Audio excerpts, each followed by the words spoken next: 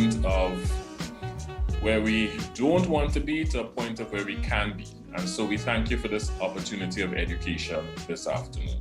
And we pray that the proceedings will be done in such a way that we would all leave here having benefited from it. Thank you for the presenter, Mr. Meal, who will share his knowledge and his insights with us. And I pray that we would all be blessed in Jesus' name. Amen. So I want to introduce to you this afternoon our presenter. He is Mr. Sean Mail, a young man, and he is a certified human resource professional with over 10 years experience working in various industries in Antigua and Barbuda and further afield. Sean holds a BSc in psychology and a postgraduate degree and certification in human resource management. He is the co-owner of Trek Tours, a unique tour company specializing in nature hikes, offering visitors to Antigua an up-close and personal hiking experience. Sean has over a decade of experience in banking, tourism, civil service, and small business management, and is currently establishing Trek Tours as a brand name for outdoor activity in Antigua. Currently, he serves as the Labor Relations Officer for the Antigua and Barbuda Employees Federation, where he interacts with business owners, managers, union officials, and other industrial relation practitioners on a daily basis. He's also a board member of Community First Cooperative Credit Union, serving on the HR subcommittee. Sean has also had the privilege to lecture in organizational behavior and human resources management at the Antigua State College, and most recently advanced human resources management at the UE Open Campus. As a content creator for the human resource professionals of Antigua and Barbuda and the Carib HR Forum, Sean is continuously on the hunt for opportunities to connect, curate, and create content related to developing our most precious resource, the human resource. His mantra in life is simple: let's move the world. And so we're well poised to be educated and to be moved this afternoon. And so we say thanks up front to Sean. I am sure thanks will come at the end, but we say thanks to you, Sean, for being here with us this afternoon. The rest of the time will be given to Sean. If you are, in fact, moved by the presentation and you may have questions while he's speaking, feel free to put your hand up, indicate by the hands up icon, or you can type it in the chat, and I will be monitoring the chat and I will indicate to Sean that there's a question at different intervals that we would like him to answer. So thank you again for being here as participants, and thank you, Sean, as presenter. So I now turn the mic over to Sean as he presents to us. All right. Thank you very much, Mr. Seeley. I really do appreciate it and happy to be here. If you notice, Mr. Seeley said a rainy Sunday afternoon. If you're joining us, you would realize that there is nothing but sunshine and wind behind me because I'm not in the Twin Island Republic of Trinidad and Tobago, but I am in the Twin Island state of Antigua and Barbuda. This is where I live, this is where I reside. I am from a lovely village called Falmouth. And I figured, I would come to you live from my porch today. Hopefully as the sun sets, that you will be able to see some more of my background. I do apologize now if you see cars passing and people walking up and down. It's a very quaint, small village, but I just felt like being outdoors today rather than having you look at me in front of a yellow wall. All right, so if you're joining us, thank you for being here. And I just want to get a sense of where who persons are and where they're joining us from and what business venture you are involved in or hoping to get off the ground, why you would have joined this session today. So I'm going to date myself and say that back in the day when the internet was just becoming a thing, that everyone went on MSN for these chat rooms. just so that, you know, you'd have people to talk to when you got home after school. I don't know how many persons in the audience remember MSN chat rooms, but if you are here and you do remember MSN chat rooms, let me get a 1 in the chat. And I'll tell you now, this session, I want it to be as interactive as possible. I'm not a fan of sitting and talking to persons and not seeing any movement. All right, so far 2 persons, but I know we have about at least a dozen persons on the call, so 3. All right, and this also, you commenting in the chat lets me know that you can actually hear me, because I'm not hearing anything. We're not in a live room, so you know I can't see your facial expressions. I can't see anything other than your picture. I'm just scrolling across now to see if anyone has their video on, and no one does. That's fine. Wait, I do see one person. Marcel, how are you doing, Marcel? All right, great. Marcel and I go way back. So a few persons remember the days of MSN chat room. So what I'm going to ask you now to comment in the chat is comment your name, comment where you're viewing from, because I'm not going to take it for granted that everyone is viewing from Trinidad.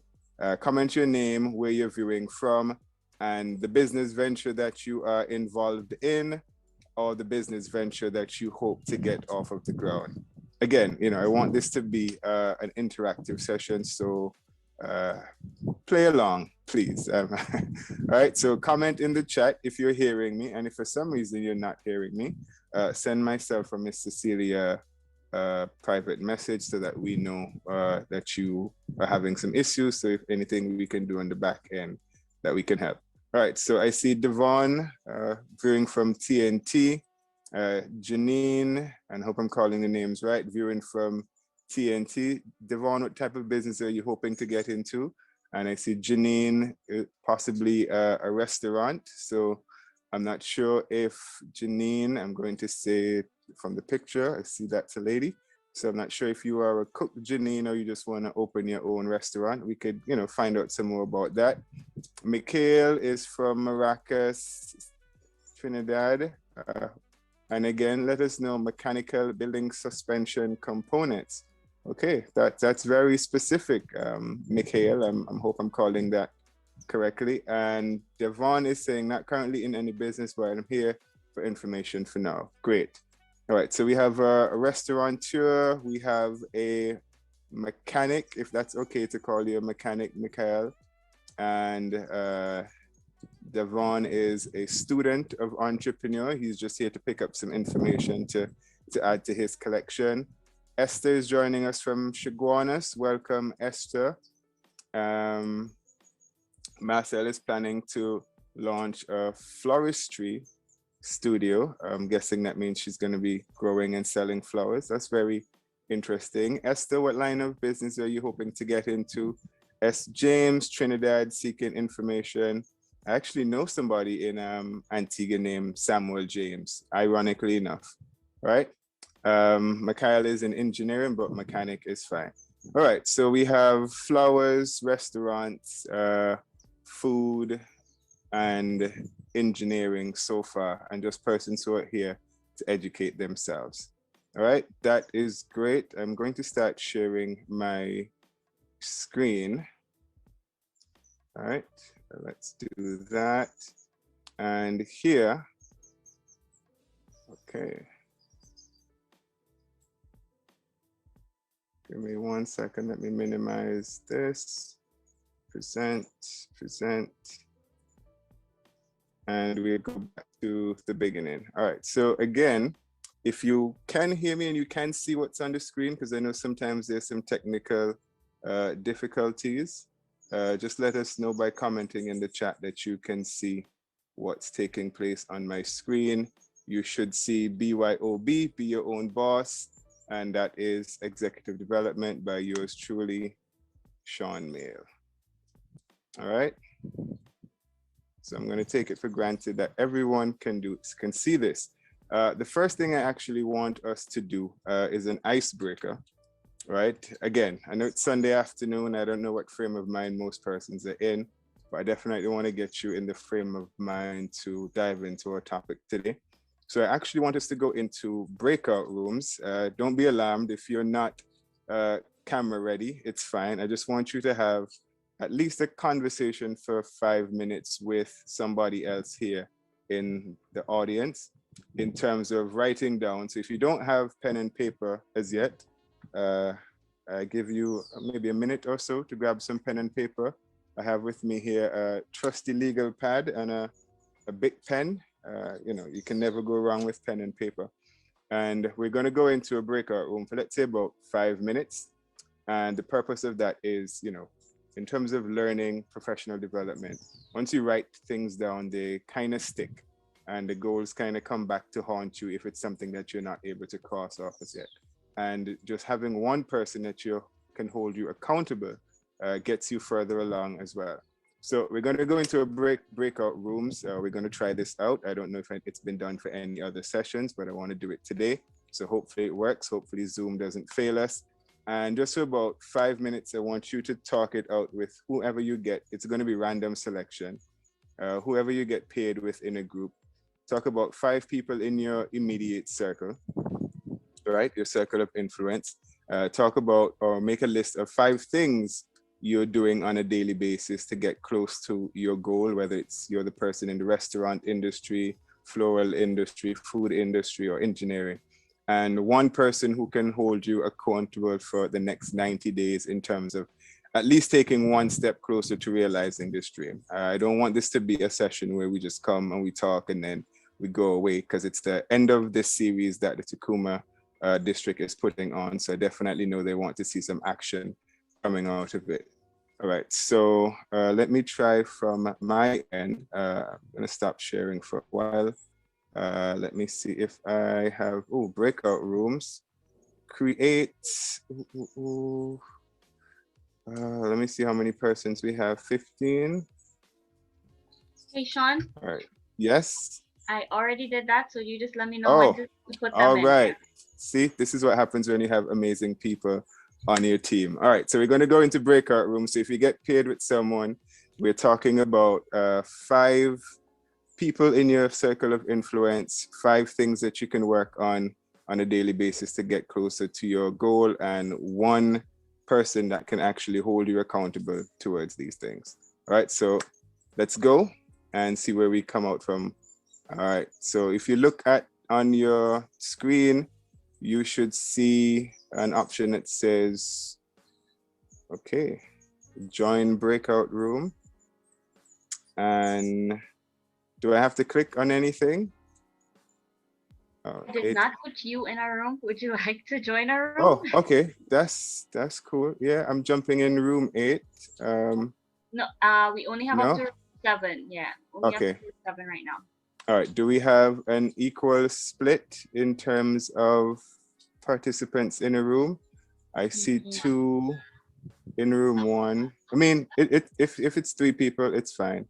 That's cool. It's 3 people in one room because I believe 2 people, 2 of the participants is the same person. Okay. Same name, yes. So I'm assuming it's the okay. same. That's the host then. All right, got it. Yeah. So everybody is in a room. It's just me and the host. Okay. All right. So I'm gonna hold y'all accountable too. So let's talk about 5 people. No. We're doing the 3. Galaxy Note 3 is not in the room. No, they didn't join. So let me move the person that is in their room over to another room. Okay. Yeah. Okay. Cool. Wow. So, Larissa, who are 5 people in your circle of influence? 5 people in my, like I have to get, I didn't even realize I was doing the activity. Okay. Yeah, I mean, we're here. We might as well do it. Okay. Okay. 5 people in my circle of influence. Names, right? Yeah. Okay, I'm gonna say Sasha. Mm-hmm. Bernard. Mm-hmm. Renelle. Mm-hmm.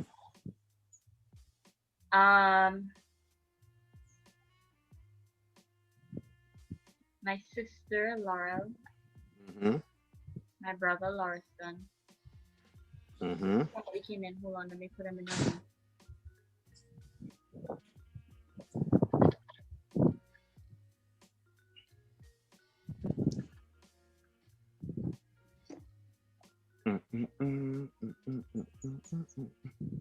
Okay.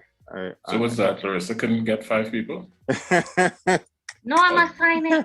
Oh, No, you're doing something. Oh, okay. yeah. I just heard silence after the 4th, so I No, thought you were. sorry. I was Yeah. assigning the person to the room so that when they got in, they would just head on in. Oh, okay. Okay. And I'm gonna switch today. All right, cool. Okay. So that's Sasha, Renelle, Laura, Lauriston, and the 5th would be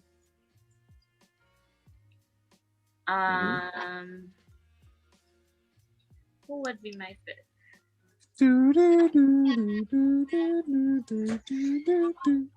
I would say maybe my friend Sean. Not this Sean, but another Sean. Okay. S-E-A-N. And 5 things to get you to your goal. I actually don't have any self-employment plans at the moment, but let's see. 5 things to get me to my goal. First, I feel like I need to finish school. And which degree is this? Medical microbiology. That's a MA, MBA, or just MSc. MSc. Okay, finish MSc. Yeah.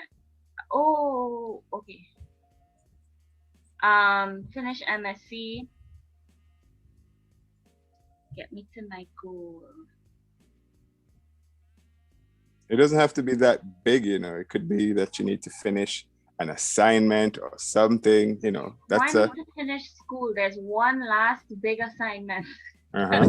What is it? My research project. Yes. Yeah. And that is so all-consuming. I don't have anything else in my head right now. Okay. So you have 2, and if it's one person who could hold you accountable for finishing this goal, who would it be out of these 5 people? Probably Sasha. Okay. Good stuff. Well, at least we know how to help you get there, you know. At least you have someone who can help guide you to the finish line. Yeah. Okay. Has it been 5 minutes? It has. No, just about a minute again. Just about a minute again? Okay, well, let me message everybody and tell them they have a minute again. Okay. I can see in the chat that persons are talking, it looks like.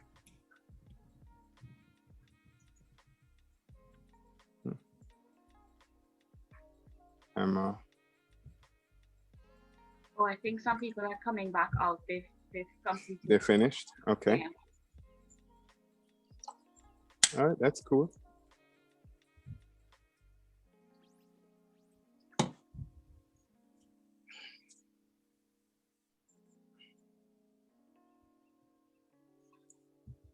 Okay, room 2 and room 3. Room 7 still has some people.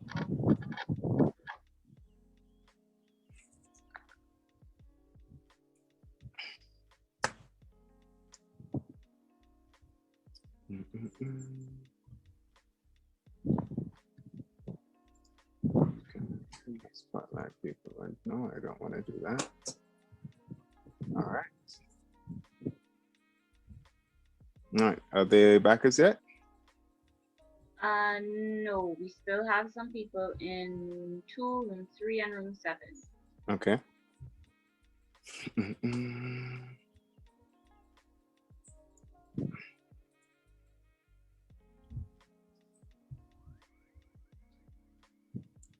Ooh, la, la, la. All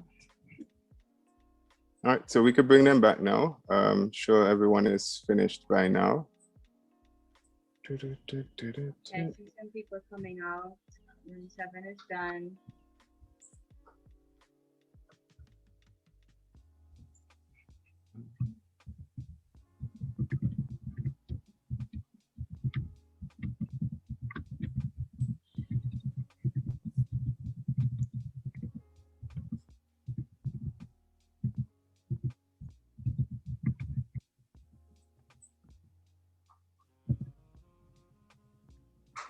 Okay, so if you are back joining us, we're just going to take maybe 2 persons in terms of getting some feedback as to how that exercise was, if it was stressing for you to come up with 5 people in your immediate circle, if it was stressing for you to think about 5 things you do on a daily basis to get closer to your goal, and if it was hard for you to figure out who is one person that can hold you accountable, whether from the 5 people that you mentioned or not.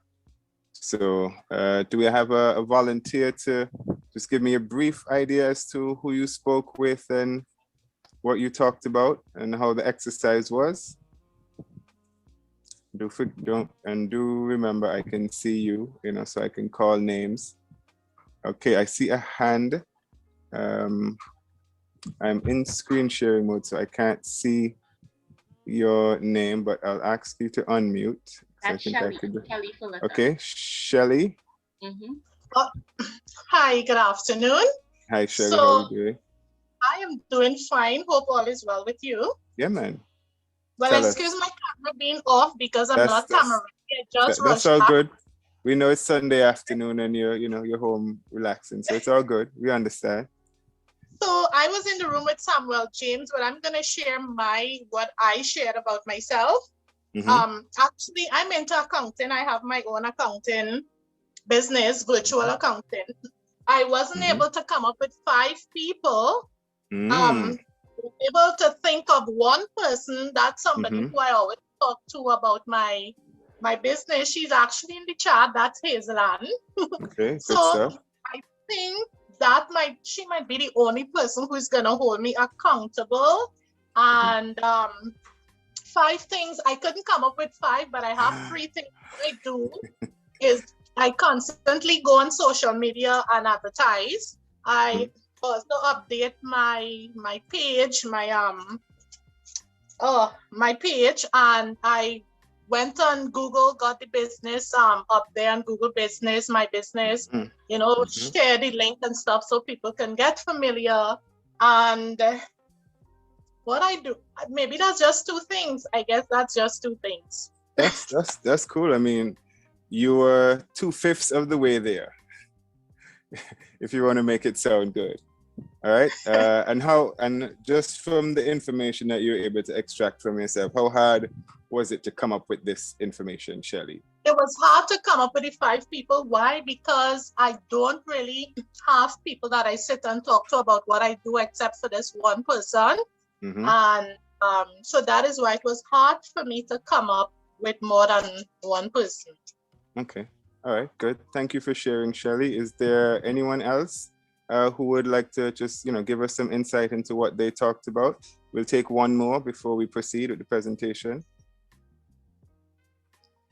Did I see another raised hand? Yes, no? I think Marcel knows I'm going to ask her to talk, so yes, Marcel, let's hear it. We heard from one person and there's, I'm tempted to say Marcel Jr., but I actually don't know. Oh, you could see. Yes, I could see. Good afternoon, everyone. Good afternoon. I spoke with Jeannie Wu, I think is the last name, Jeannie. And so I think we could have identified the 5 persons in our immediate circles. We could not pinpoint 5 things that we do daily. Okay. I think that word daily made it even more difficult. Got you. But I think we could I at least came up with 2 things. I researched quite a bit about branding. as well as I'm looking towards Mother's Day as Oh. a point to launch something like that. So I've been thinking about specific products or price points to offer so that it will not be too confusing either on my part or on the client to decide what would be needed. And another thing I do daily, I bombard the Lord because I don't consider myself to be a business person. And so this is basically to prove to myself that I could do this. And I believe that I can through the help of God. Amen. Amen. And yes, I could identify one person. Jeannie as well could identify one person who could hold us accountable. Okay, good. So we don't have to tell us who. That's fine. All right. Thank you. I like the way she put it, bombard the Lord. And if you see me looking down, that's because I'm actually writing, making notes here. All right. So I hope that person's got, some value out of that exercise.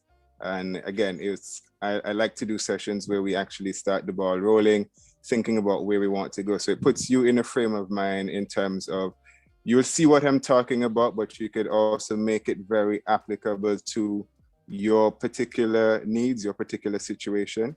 So now that I know that, we have some entrepreneurs in the house, I can kind of piggyback off of that. All right. So today we're talking about executive development. And I'm not sure, I'm hearing some sort of feedback. I think somebody's mic might be open, just checking. When we talk about executive development, and some of these words, will jump out because they are big words on their own and they can hold their own weight. We're talking about systematic and developing a systematic and continuous process through which individuals learn through the acquisition and application of advanced knowledge, insights, and skills by cultivating their mental abilities and inherent qualities. This is just a very nice way of saying once you start, you can never stop.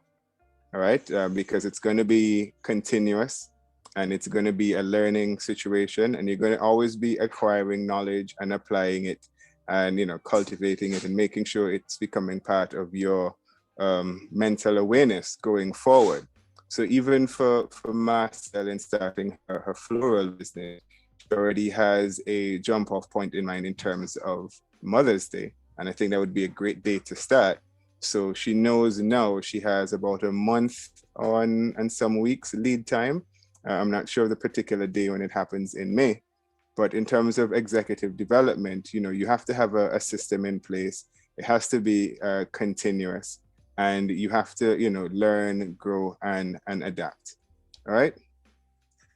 So this is the tagline for today's presentation: Jumpstart your executive development with these 16 tips. Again, if you have pen and paper, so jot down the information here.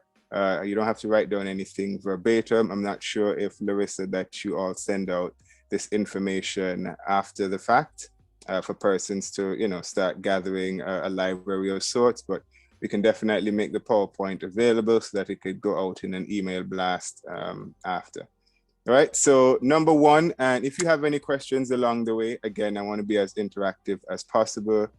Raise your hand. I'm looking at my screen in terms of presentation mode. So just raise your hand and the other hosts here will let me know if there is someone who has a burning question that's want to jump in and take it from here. I will also admit that I am a child of the 80s, born in mid 80s. So a lot of my references might be towards the early 90s. And if you're not a fan of Star Wars, it's fine. But the first point is find your Yoda. And I'll just ask persons to comment, a 1 for yes in the chat if you know who Yoda is. We're not really talking about Star Wars, but I just want to know if my references if my references fit with my audience. Okay, some people say, of course, yes. So when I say find your Yoda, I pretty much mean, it's important to have a mentor, to have someone who can guide you along the way. All right. And this alliance should be strategic. So for the person who is going into the restaurant industry, you're probably not going to want to find a mentor who is into the funeral industry. right? That's not where the industry that you're trying to break into. And although maybe somewhere along the line, they can provide some insights to you, right now you need persons who are in the same industry that you're in, right? Because in terms of forming that strategic alliance, especially in your industry of interest, you can gain insight, awareness, and perspective about, certain challenges that you didn't know existed and that the regular person on the outside looking in would not be aware of, right? So if you can find a mentor, someone who is in the industry that you're hoping to break into, someone who's already doing it, then by all means, go ahead and do that. Now, you might say, there's nobody in my circle that I know who's doing this, and that's fine. And I wouldn't say for the person who's trying to break into the restaurant industry to try and get Gordon Ramsay on the phone and have a 1-hour conversation with him. By all means, if you can, if you know GR like that, then for sure, get him on the phone, have a conversation, consult with him. But if you can't, at least you can follow somebody in your particular space on social media, whether they're in the same country or you as not. And you kind of still get an idea as to who they are on a day-to-day basis, the kind of things they do, the kind of things that their business is doing in terms of branding, in terms of promotions, so that, you might not be able to do all of the same things, but you still get an idea as to what's happening, right? So find your Yoda.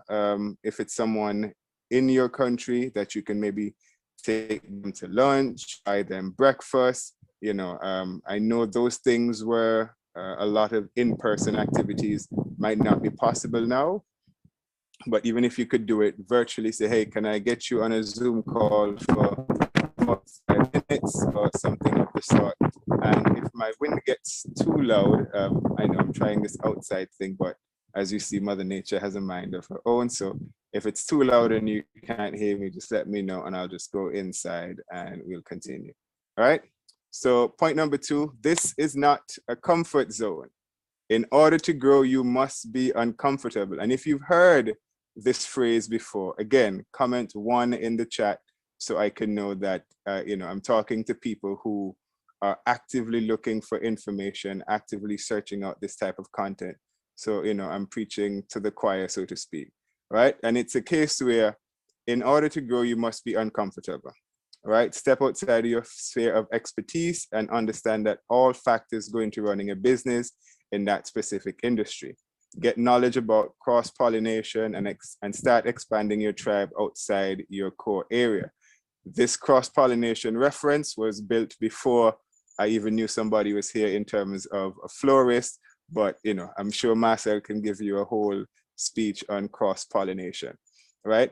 And think about any tree, any plant, any fruit. They don't grow because they're comfortable. They grow because as a seed, they know that, hey, I don't want to stay here in the ground forever. I want to literally reach for the sun. I want to reach, as high as I can go. So whether it's a willow tree, whether it's a coconut tree, whether it's a palm tree, mango season is coming up in a couple of weeks. They don't want to stay comfortable in the ground. They want to go as high as they can go and keep reaching for the sun.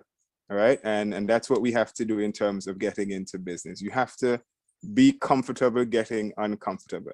There's some conversations that you're not going to like having, whether it's you're asking someone for a favor, whether it is that you're asking someone, to help you do something, or even if asking someone for money to help you start your business, whether it's pitching to an investor.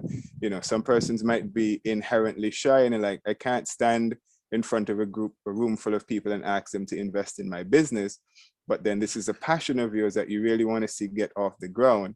And if it's something that you are not going to sleep at night unless it's done, then you have to, be comfortable with getting uncomfortable. Get outside of your comfort zone. All right. So that's point number 2. Third point is think as the tree, not as the seed. And, this is a tree reference again, but at the end of the day, you're not going to be a seed forever. Your business is not going to be in the germinating stage forever. All right. Just like with all the seasons, there's a time to sow and then there's a time to reap. And there are different seasons for different plants. If you're going into farming, I wouldn't suggest to anyone to start with pineapples because pineapples take a year or 2 years before they bear any fruit. So if you need to get money coming in, pineapples is not a crop that you're going to plant 2 acres of today and in 2 months you're reaping and then you're just balling out of control because you have the best pineapples on the island. It's going to take a lot more time than that. All right. But if you could start with something that's quick, spinach, tomatoes, lettuce, cucumbers, whatever the case is, think about where you're going to be in the end stage, but also be realistic as well. Right. So to move into the executive level requires a mindset shift to exploring the future, becoming aware of the interconnectedness of systems and creating strategy that can be executed upon. Right. So what that means is, yes, you're starting a business now, but where is that business going to be in 10 years? And who are some of the people that you need to align yourself with throughout these early stages of your organization, so that by the time you get to year 10, yes, you would have built your restaurant, but also you're probably now looking into franchising, right? That might be something that might come early on in the game. If you start with a bang and people realize, hey, these are the best, whatever food you're selling here, I want to be able to sell this somewhere else. And if my memory serves me correct, the person who said that was from Chaguanas. I know that's a bit more in the center part of the island. Where else would you be able to sell this? Are you going to go out east? Are you going to go further north? Are you going to go further south? Can you see you having, 2 or 3 locations selling the same thing and starting your own franchise, similar to some of the bigger names like, KFC, Royal Castle, Domino's, Pizza Hut, all of these bigger chains. You're starting something today, but it doesn't mean that it's just going to be a one-off shop. Right? No, this mindset in terms of growth, it's not going to come from just being around the same people that you know all the time. But you will have to have a diversity in terms of your mentors, because one person might just be in the restaurant industry, but then you might need, insight from someone who does logistics, someone who knows shipping, someone who knows construction, especially if you're trying to, build your brand, build other physical locations. You might need someone who is into law, so they can tell you, what are the legal obligations in terms of starting a franchise, in terms of having people buy in to your concept so that you can export out or grow out your ideas. Right? And so where you start is definitely not where you're going to finish, and you should start knowing that there's going to be a wonderful path ahead of you. All right? And know thyself. It's very important for us as entrepreneurs to know who we are, to know where we draw the line in terms of questioning our ability to do things, right? And because one of the easiest things we can do as individuals is doubt ourselves, right? Because we could say, oh no, I can't do this. I'm not tall enough. I'm not pretty enough. I'm not handsome enough. I'm not, very well educated on this topic area. And, to know yourself is to know the real truth, right? And building greater self-awareness about your leadership, about your presence and your effectiveness is key, right? And it's not a case where you know that you're not good at something and you just say, I'm not good at this, end of story, point blank, close that chapter, moving right along. It's for you now to complement those skill sets. Shelly is into accounting, so she knows she's got the numbers down pack, right? She knows accounting in and out. She could tell you in her sleep when the books don't balance. She just knows accounting, right? She might not know marketing, and she might know, this is not my expertise area. So, always be willing to get help in the area that is not your strong point, because at the end of the day, you serve no purpose by saying, I can't do this, just leave it alone, end of story, right? And there's a lot of people out there, I guess, on the internet or anywhere that could help you, I guess, maybe just a 30-minute guide into self-awareness, something of that sort. Don't be afraid to look for information like that.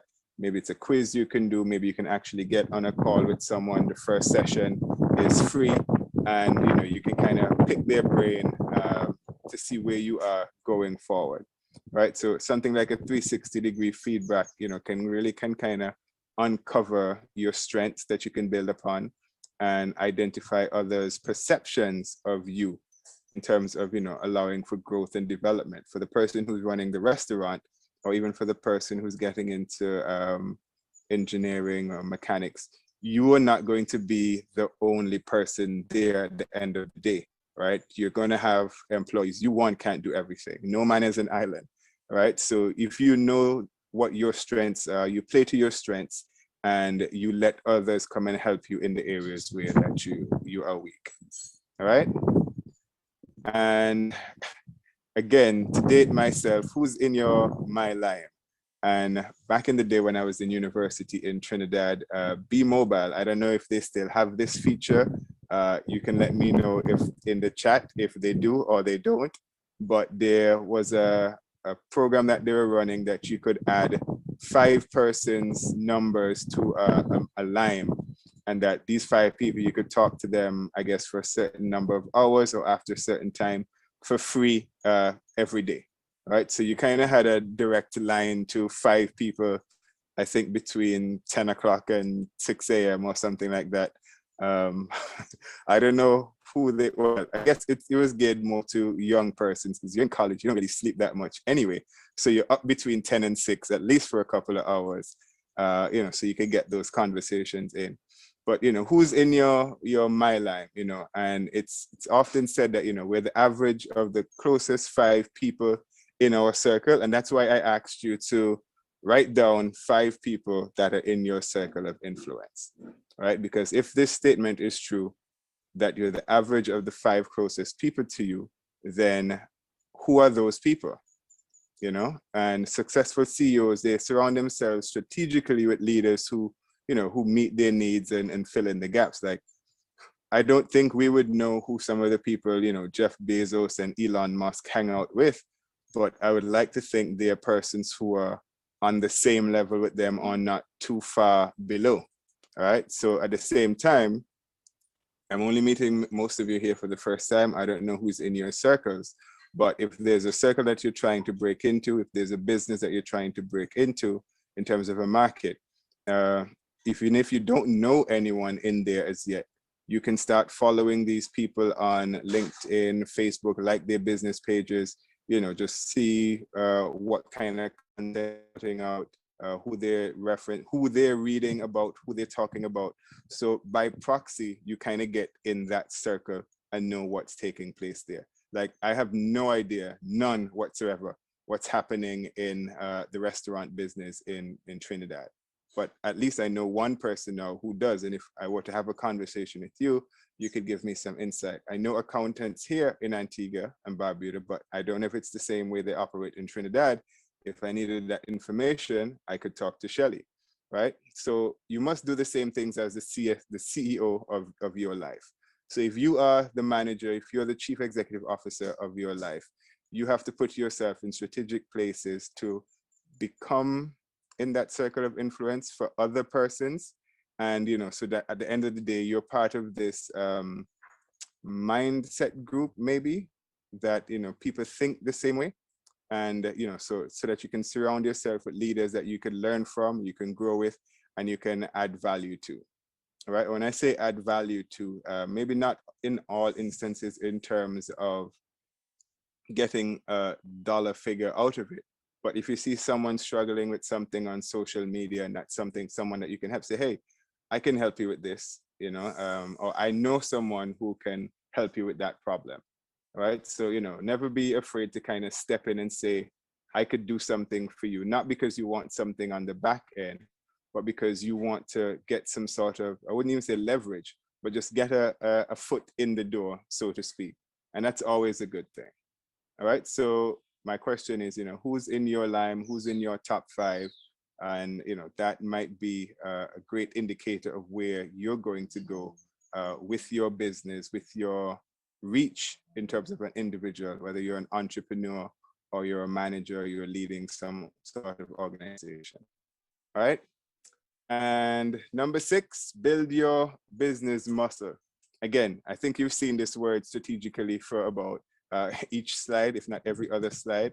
And we're talking about now from a systems perspective. Learn how different components of your industry work together, network with people, and develop more skills. All right. And in terms of building muscle, if you're a bodybuilder or going into bodybuilding at 100 pounds and you want to gain 50 pounds of muscle, yes, you can do just the bare minimum and let's say drink lots of protein powder, eat lots of cake and ice cream and, a bunch of shakes with eggs and whatnot and just gain weight. But do you want to gain weight or do you want to build muscle? So do you want your business to just be a business that is just, gaining followers on, let's say, Facebook or LinkedIn, or do you actually want to be in the trenches, doing the work, building the muscle, knowing who's buying your product, when they're buying your product, why they're buying your product, and things of that nature, because it kind of gives you some insight into who your ideal customer is. And I read a book called The Toilet Paper Entrepreneur. And it sounds kind of weird, but it's an easy read. I think it might even be for free on the internet. It's called the Toilet Paper Entrepreneur. And in the book, what the gentleman said was, imagine you went somewhere and you sat down on, a toilet to do the do, and you realize now you're reaching for the toilet paper and there is none. The whole world starts to collapse because you're thinking, well, what am I going to do now? You have to get creative in some sort of way to figure things out. And it's from that mindset that he wrote this book. And if you ever get a chance to read it, check it out. And it really just gives you some insight as to thinking outside the box, right? But these are not things that you can think about until you're in the trenches doing them, right? So the more you're able to work in your business, to work on your business, to build yourself, to build your understanding of businesses, it's only going to help you in the long run, right? You might learn something here today that you're not able to act on maybe until for the next 5 years because you're just not there yet, mentally, physically, spiritually, emotionally. But if you don't put in the work now, it's not going to pan out in the future. All right. Let me know if anyone has fallen asleep as yet. If you're falling asleep, okay. Shelly says yes. You're monitoring the chat as well? Yeah, I just saw Shelly okay, said, right. Shelly, I know they said never start a project until you have all resources. I don't believe that should be a general statement. I agree with you 110%, Shelly, and I will tell you why I agree with you, and I'll give you an example as well. One of the things Mr. Seeley mentioned in my introduction was that I am co-owner of a hiking company here in Antigua and Barbuda called Trek Tours. And when we started Trek Tours in 2014, all we had was an idea. We'd been hiking for fun for about 4 years up to that point. And for quite some time, the hiking group that we hiked with, we kept getting requests from the hotels like, hey, we have some guests, they want to come out hiking with you. Can somebody come pick them up, take them on a hike, whatever the case is. But, once you're dealing with guests from the cruise ship or the hotel, there's some sort of liability involved. And we're doing it for fun. We could be out there from 5 o'clock to 10 o'clock on a Saturday morning. We don't really care. We have nothing else going on. All right.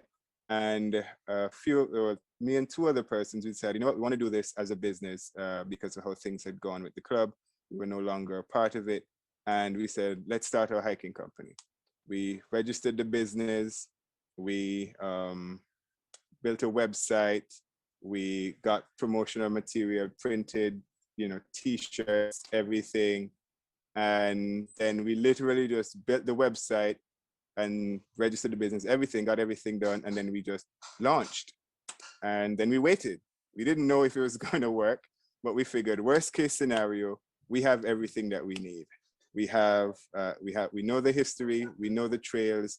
We went around to a few hotels and, distributed our paraphernalia. And then we just waited. We launched in April and we never got our first guest until August of that year.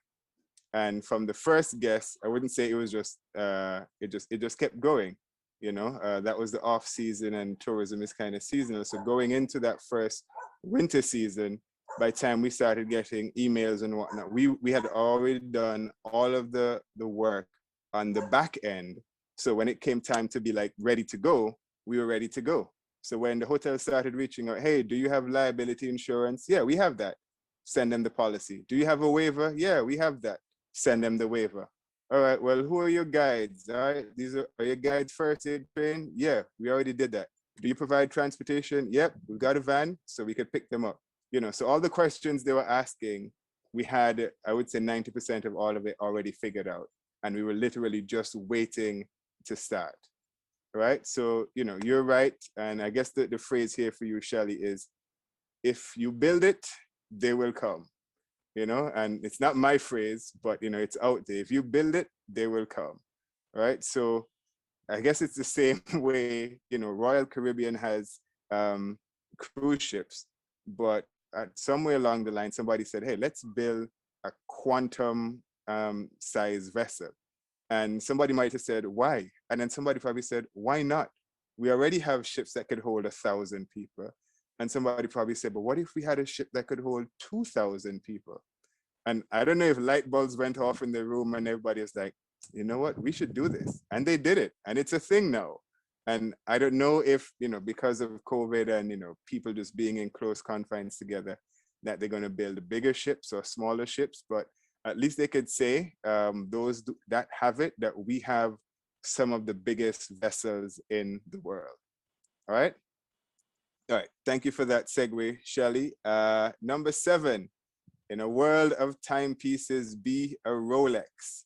Right. And this particular Rolex on the screen, I don't have it. I don't have a Rolex. I wear a G-Shock watch because it's very practical. There's a light that comes on if I need to see the time at 2 o'clock in the morning. And it's waterproof, so it takes me anywhere and everywhere. But in a world of timepieces, be a Rolex, right? And the story behind this Rolex that I don't have, but it's the starter Rolex for NBA players, all right? There's a whole piece on it, I think, in the New York Times or one of those magazines. They talk about how when guys make it to the league, this is kind of the first Rolex that they buy to kind of signify that I have arrived. I have enough money now to buy this $250,000 watch or whatever the case is, and still have money left over. So I imagine there are some players in the NBA just starting out who cannot yet afford this particular watch. But for those who can, they start with this one and they keep going, right? So given that, great leadership is about influence and not authority, you want to learn how to maximize your influence and maximize your time. So you want to be something that stands out. You want to be something that not everybody has access to.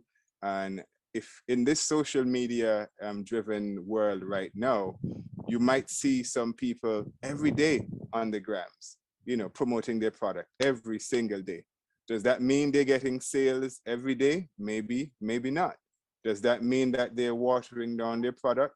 I mean, if they're on the gram offering discounts every day, you might figure, well, they're always giving away discounts, so I'll just wait until, tomorrow when they're doing something else, right? But if you could be, someone who has some sort of influence based on where you sit in your industry and, to figure out how you can increase your perception of value. Like if people start saying, hey, you know what, we want to work with Shelly because we know she worked on the audited financials for this company, and that company is a multi-million-dollar company. And if they're working with Shelly, then we want to work with her because we know that company has a good reputation, right? So it comes down to actual value, and what that means for me, that means, being transparent, right, with your business transactions.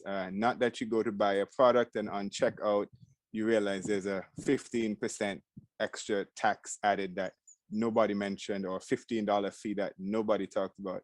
That kind of turns me off. Like, let me know what the shipping and the handling is going to be up front. All right. Because if I'm budgeting 100 US for the item, don't tell me at checkout it's 130, because of so and so, it's the last one. Be transparent with your transactions, have quality branding, be tactical with your pricing, and also in mitigating risk, right? I wouldn't say don't put all of your eggs in one basket, but make sure that basket has a good handle, the basket is well sewn, and that you know where to find other baskets if this basket were to fail. So, in a world of timepieces, be a Rolex, so be something of value that maybe not everybody has easy access to, just so that at the end of the day, you can maintain your integrity and you can maintain the value that you bring to the table. All right. Read or die. Let me see the hands of anyone here who is currently reading something. Right? You don't have to tell me what. I don't need to get in your business, but just comment in the chat, the 1 or 0.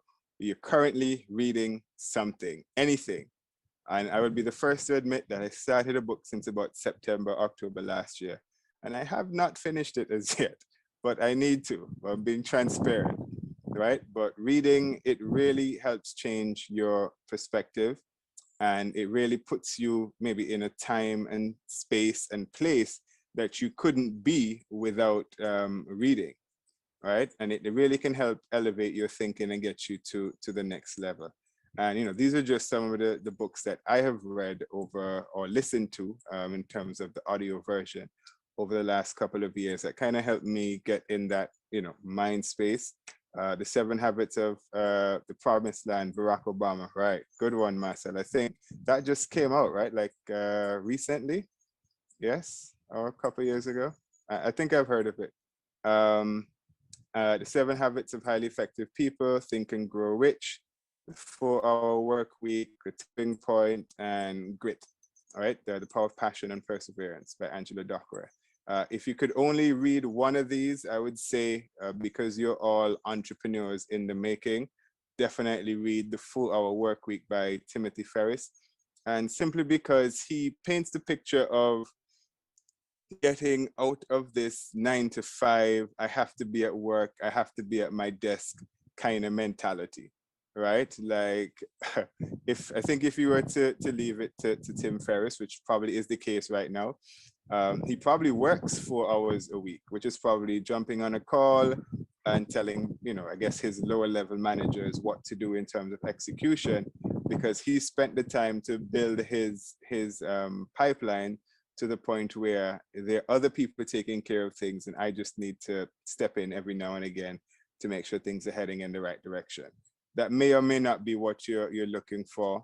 And that's good accountability. Shelley says, I'm supposed to be reading Business of the 21st Century. And I take that supposed to, meaning you have it, you picked it up, you read the first chapter, and you're like, okay, this is really good, but life just took over after that, because life happens, and that's my excuse as to why I haven't finished that other book yet, right? But reading really, it takes us away from where we are, and we helps us to see something that is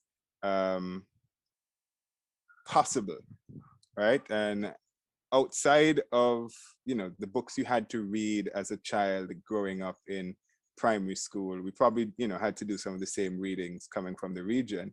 But I remember the first John Grisham book that I read was called A Painted House, and I was around 13, 14, maybe 15 at the time, somewhere around there. And from that, I literally read for maybe the next couple of years every John Grisham book I could get my hands on, just because I was like, yo, this dude tells stories. And at the end of reading the book, I was like, that was my life for like the 3 weeks that I was reading the book.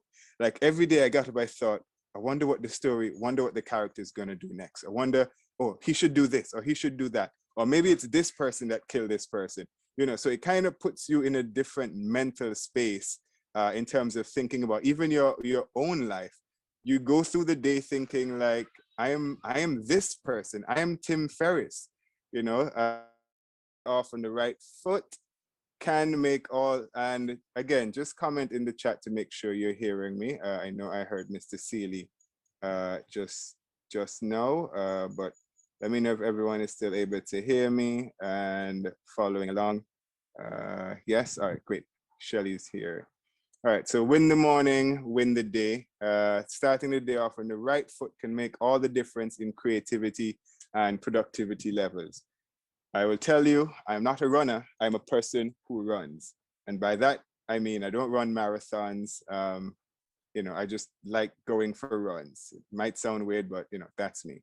And on the days that I do run, I feel much more productive. And the days where I start my food is just going in your mouth, in your mouth, in your mouth, in your mouth. You're not really paying attention to, hey, this broccoli is really green. Like, this is a very green broccoli, you know? And when you bite into it, you're like, hey, this is a very crunchy broccoli. I never realized broccoli was so crunchy. And when you take the time to, you know, taste what's coming out of it and what's going into your body, you know, being more mindful, you appreciate the meal more. All right. So when I say practice Jedi mind tricks, it's not for you to actually go and try to practice controlling someone's mind. But as a business person, the world is going to come at you 100 miles an hour as you wake up, right? As you get up and you start checking Facebook, Instagram, WhatsApp, your emails, everything, you know, it's going to feel like it's a lot. So you now have to get an activity to get your mind right before you take on the world, right? And if you follow, you know, any of these millionaires, billionaires, they'll tell you there's certain things they don't do before 10 o'clock in the morning.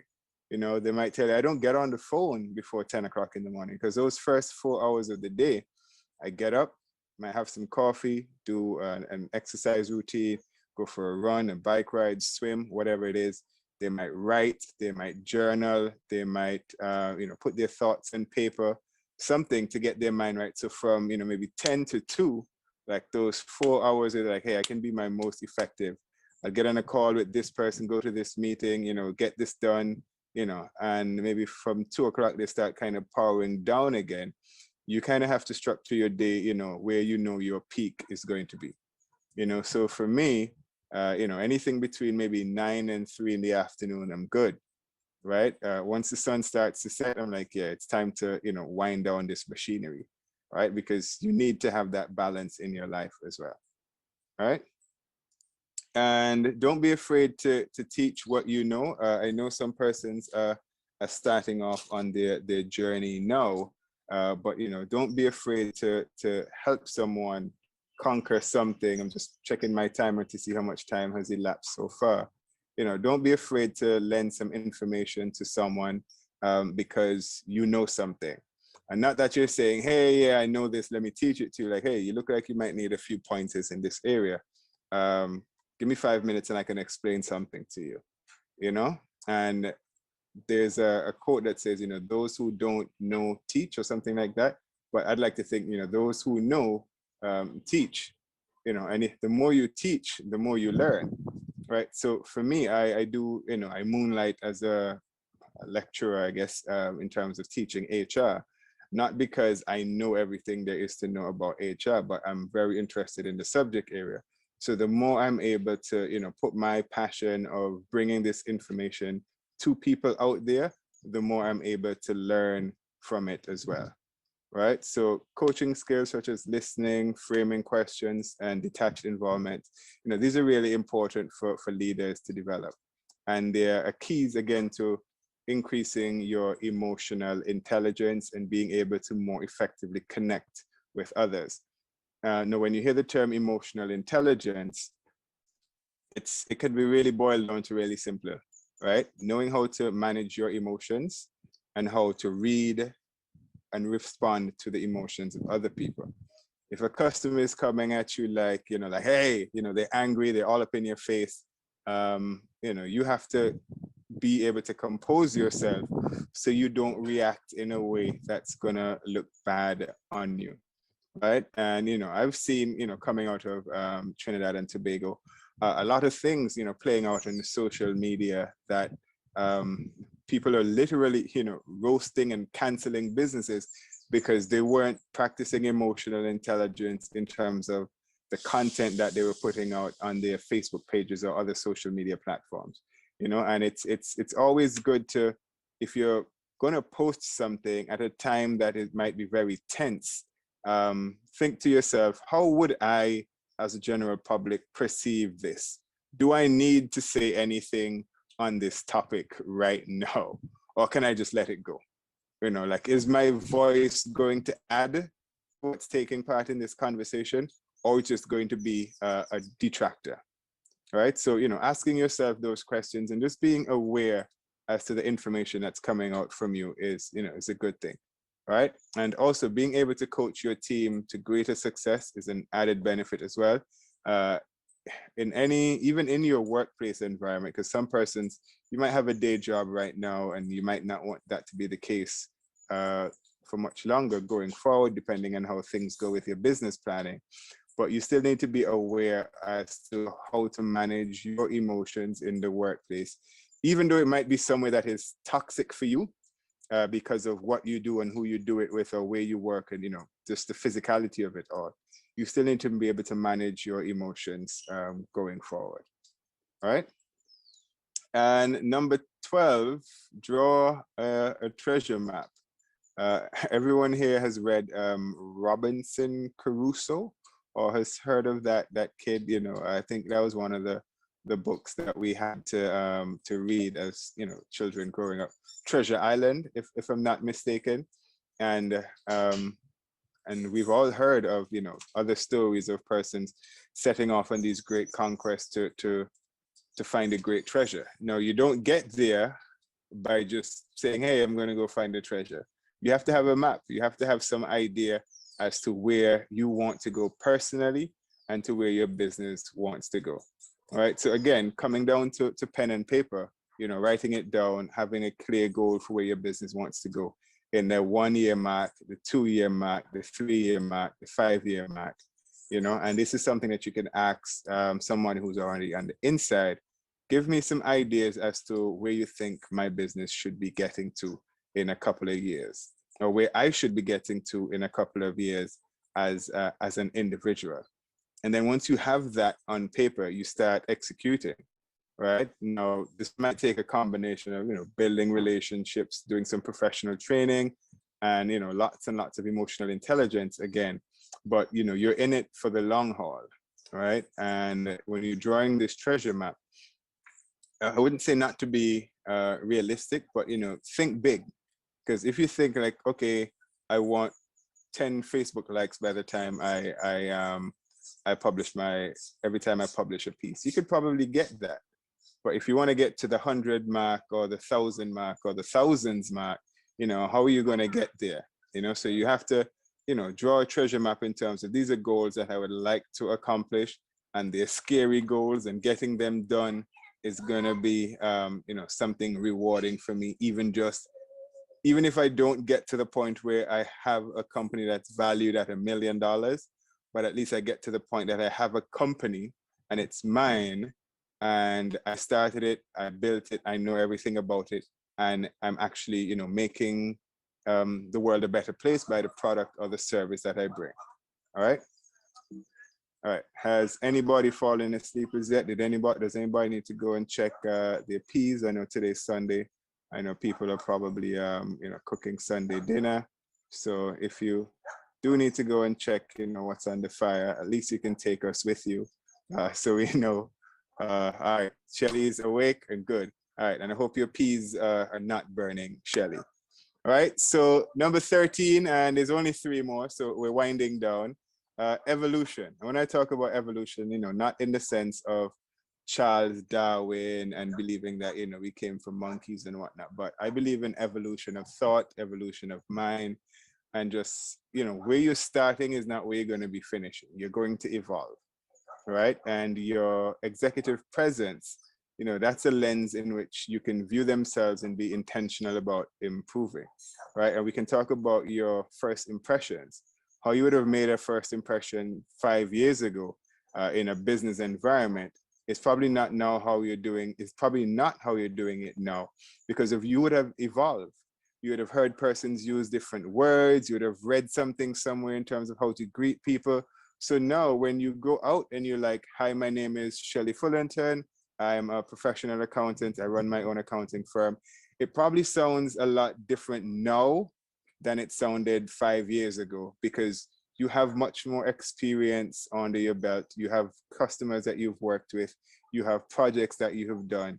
So you have now more confidence in the way you speak. Your mindset, your way of thinking about things has evolved, right? Your communication skills, your body language, effective listening, even effectively maneuvering through, social media and politics, and, just having an authentic charisma.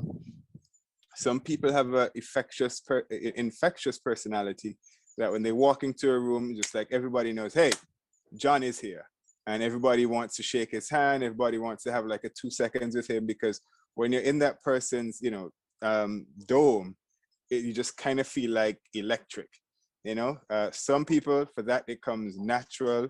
Some people, you really have to work on it, right? To always have something funny or witty to say, but at the same time, not to be taken as a joke, and still have, something insightful and smart to add to the conversation as well, right? So we're talking about evolution in terms of your way of bringing yourself into an organization, bringing yourself into a room, and just, being more aware of who you are as an individual, evolving over time, right? Because even what we're doing here today, this is just one step in your journey towards becoming, and whether it's an entrepreneur, whether it's a agripreneur if you're growing anything, whether it's a multipreneur if you have multiple things that you want to do, or if you're in the tech industry and what you're doing is tech related, to becoming a techpreneur, over time your understanding of these different things is going to evolve,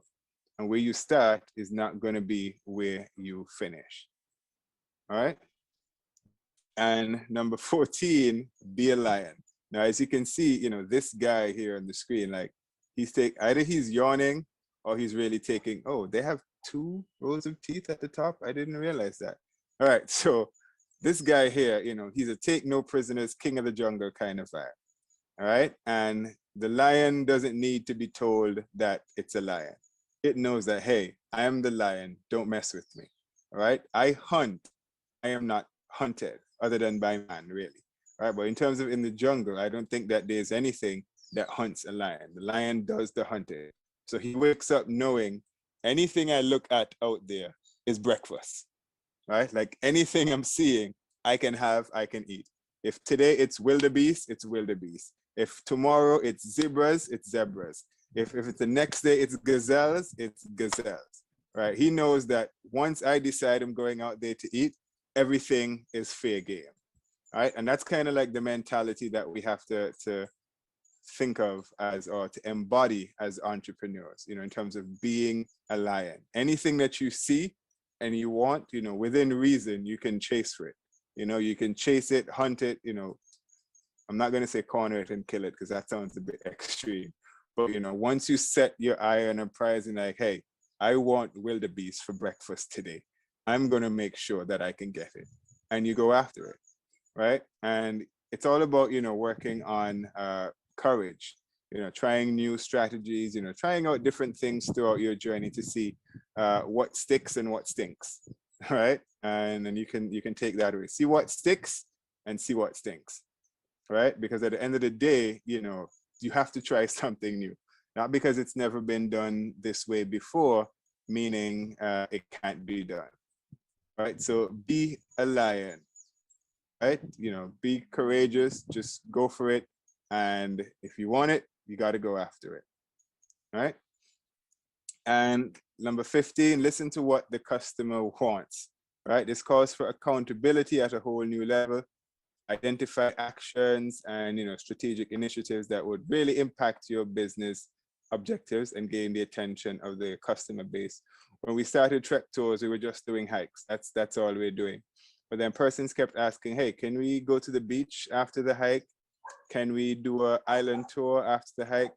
Can we go to Stingray City to swim at the stingrays after the hike? And, a couple of other activities. So we started figuring, okay, well, if persons are asking these questions, let's create a bundle, because this is what, some people want. So let's put the option out there as well, so that persons don't have to ask. Like, you could see this is something that we offer. So for even the persons getting into the restaurant game, whatever line of food you're in, right now, delivery is a big thing, because, if persons are working on working from home, or working, short hours throughout the workday, it's like, I want lunch, but I don't have time to leave the office to go and get it. or I don't have time to leave home to go and get it. So are you going to deliver? And if you're going to deliver, how much is it going to be?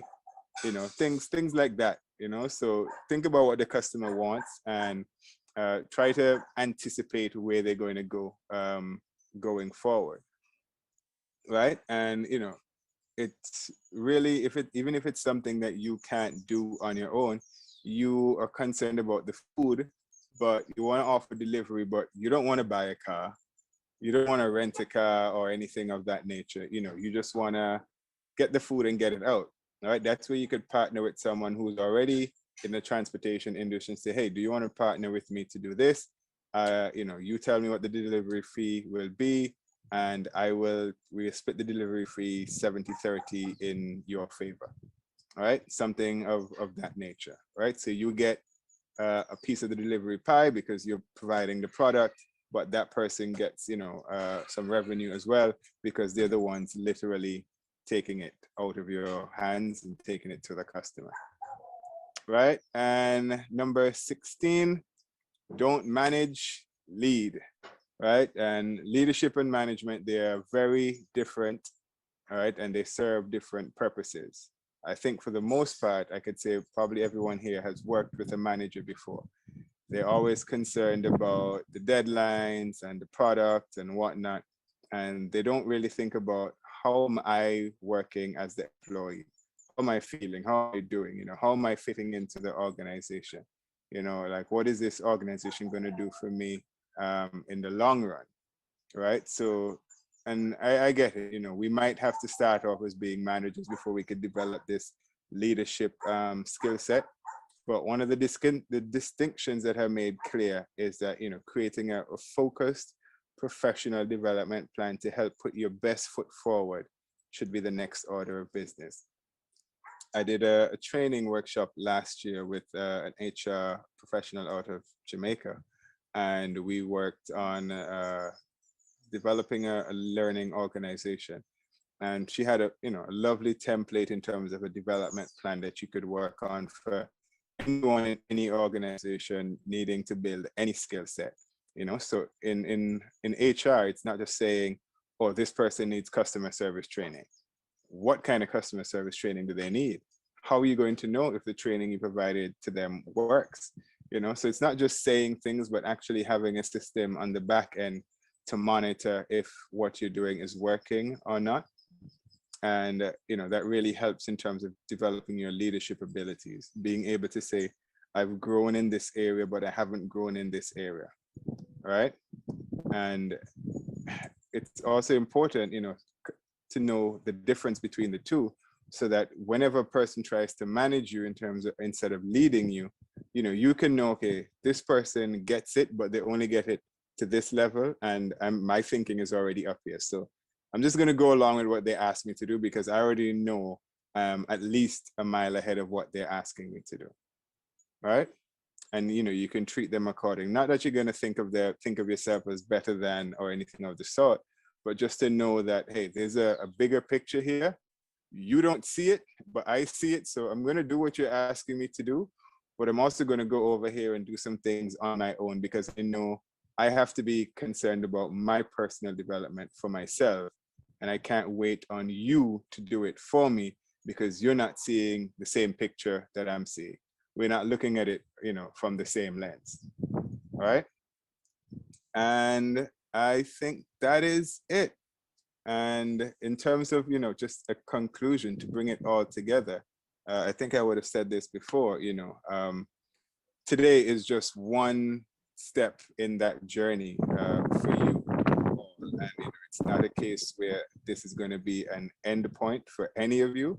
I know you guys would have probably done sessions like this before, and this is just another area for you to probably get into a room with a couple of people, talk about some things, learn something, and keep building this muscle that is your development and that is your goal.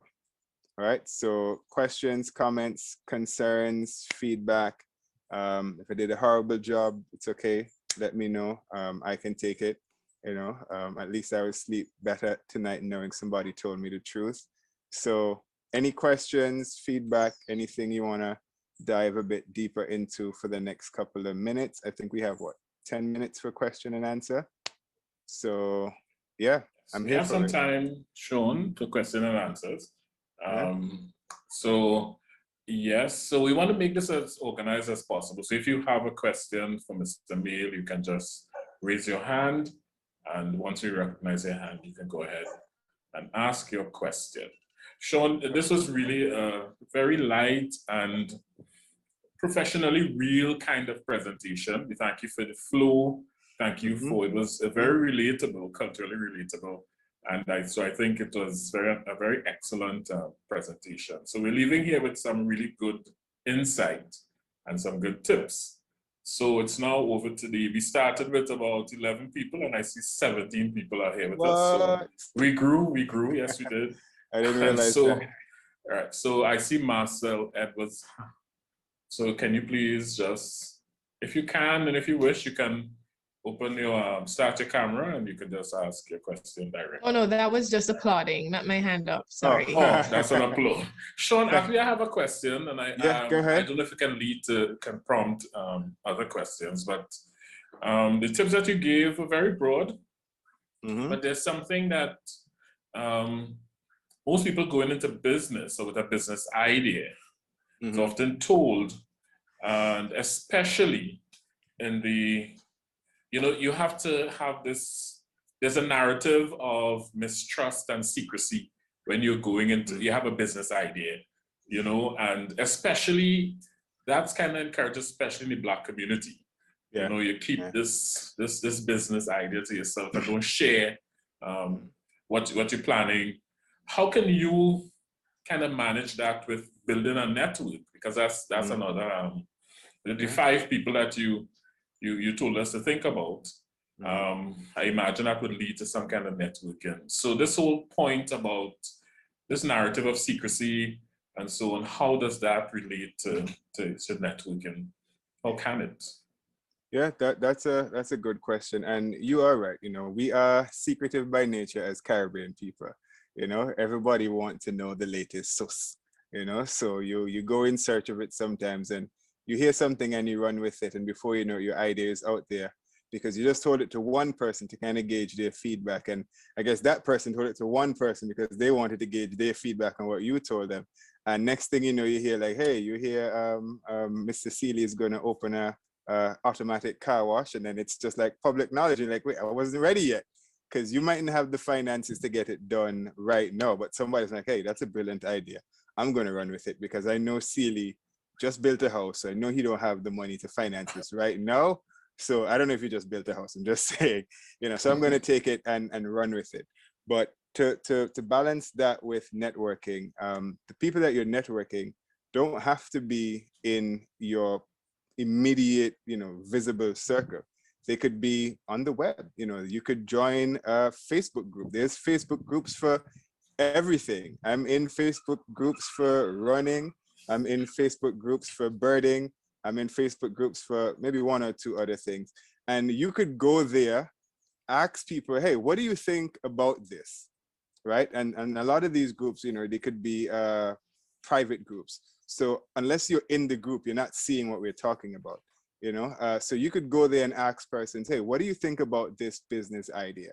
And you will get a lot of unsolicited advice, right? And it's not hinged with anything because the people don't know you. You ask a question, we're giving you a feedback, right? There's a site that I was on, I don't remember if it's called Mentor Talks or something of the sort, but there's actual websites out there that will sign you up with a mentor for free, that will match you with a mentor for free. And I know they work because I have been on one. And when I was trying to get, deeper into HR, and, there was this guy I used to talk to, never met the gentleman, from the US, a business, and like you could see the people's profile. I'm not talking about like LinkedIn where everybody's seeing it, but like if you're on the site, you're on the site. And you could get matched with a mentor. You could see their profile. So if you want somebody in the restaurant industry, they might have people there. If you want somebody in, floral industry, mechanics, whatever, and you could say, okay, I think this person would be a good match to me. and you set a time and you have a conversation like you and I are having a conversation now, whether it's via Zoom, Skype, whatever the case is, and that person will listen to your idea. And of course, they're not going to know everything about the Caribbean context, right? But they at least can provide some sort of insight and say, hey, if you're doing this type of business, these are some things that I think you should do based on how I did it when I did it. And that way your idea is preserved, but you still get the benefit of talking to a mentor. That's my answer. Yes, thank you. Are there any other questions? I see Shelley's camera is on, so I think Shelley may want to say something. I think she does. Yeah, she does. Yeah. No, okay, so Shelley says no. Anyone else? I have a lot of questions, but I don't want to ask all the questions. I'll put a plug out there for Shelley. I don't know if she does accounting for businesses, but I will tell you that my business partner in Trek Tours is an accountant. And if that were not the case, I don't know where we'd be today for a business, right? As you can see, I am the talker. I'm the one that, schmooze with the guests and whatnot. I like to be on my feet. I like to talk, and that's my skill set. Right? I don't do accounts. It's not my strong suit. So I never said, hey, let me do the accounting. If you want content written for the website, I will write it. If you want pictures or anything, I will take them. I will go out, I'll do the legwork. But when it comes on the back end to the accounting, I kind of wash my hands from it. I know how tedious it is, and I don't have time for it. It's not something that I'm interested in. So as a small business starting out, you might figure, you know what? I don't want to pay someone to do my accounting. And you should, right? Even if you can't afford to right now, at least save all of your receipts, because at the end of the day, imagine someone 10 years down the line thinking, oh, I want to invest in your business. What do your numbers look like? You're like, yeah, well, we're a restaurant. We're selling food. We sell food every day. We got customers coming through the door every day. See, Shelley wants to ask a question now. So I've prompted Shelley now to make a comment. I really just wanna affirm what you're saying, because I actually presented on the accounting session, and I did tell you folks that accounting is tedious, and as a business owner, you need to have somebody doing your accounts for you. Yeah. So that is true. Yeah, and it's necessary, it's needed. So go ahead with your next question, Mr. Seeley. Okay, I hope this jogs some persons so they can ask some questions as well. But the angle that's taken often when persons are encouraged to be their own boss, there's always mentioned millionaires and billionaires. And am I becoming my own boss to become a millionaire and a billionaire? Is that my goal?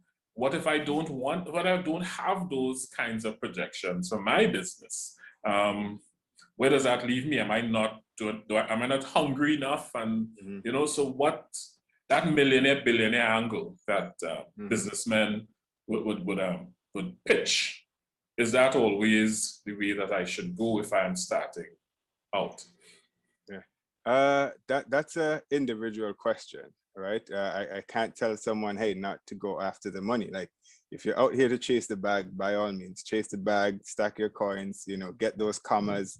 And if that's your drive, then by all means, go after it. Right? But for the person whose drive is just like, hey, I just want to make soap. Like, I don't really care about the money. I just want to make soap. Somebody taught me how to do it. I'm good at it. I just want to make soap. Right? I don't care about the marketing, the accounting, or anything. I just want to be in the lab making soap. That is my passion. Right? Then by all means do that, but don't be afraid to partner with persons who are about the money, who are about the product placement, who are about the marketing, who that's their skill set and they're hungry for it, they want to do it. Right? Because even if you're able to live out your passion and say, I just want to make this soap, right? And put it out there so that the world could be clean. Right? I just want to provide a means for the world to be clean. Right? And yes, we're making a profit, like Shelley said. We're making a profit, but how much profit we make, I really don't care. I just want to make the soap. I want to make enough soap that I could pay my mortgage, pay for my car, take my family on vacation, and have some money left over to buy some really nice food at restaurants, So if the company is making $100,000, cool. If they're making $1,000, cool. But at the end of the day, I get to live out my passion. And that might be it for some people. But Shelley is right. Some people you're going into business to make money. You're not going into business to lose money. If you're in business and you're losing money, wrap it up, put a bow on it, said, I tried this, call it a day.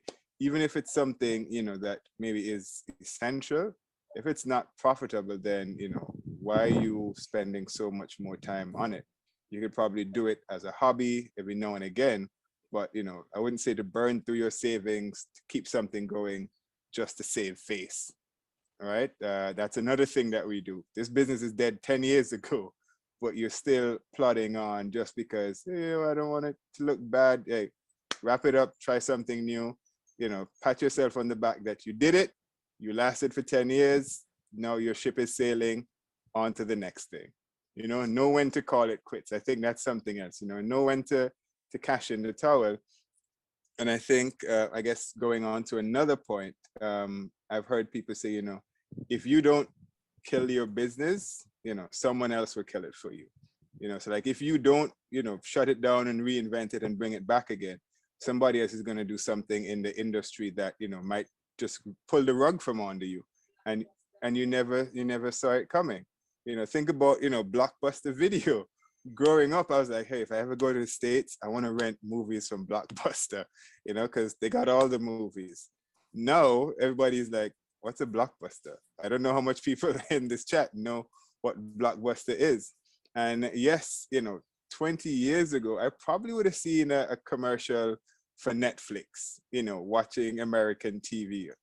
But you never thought that today the world would not, I wouldn't say can't live. If Netflix goes down tonight, everybody's going to know, right? Because everybody's going to be like, I got nothing to watch. I don't have cable, it's down, my source of entertainment is out the window.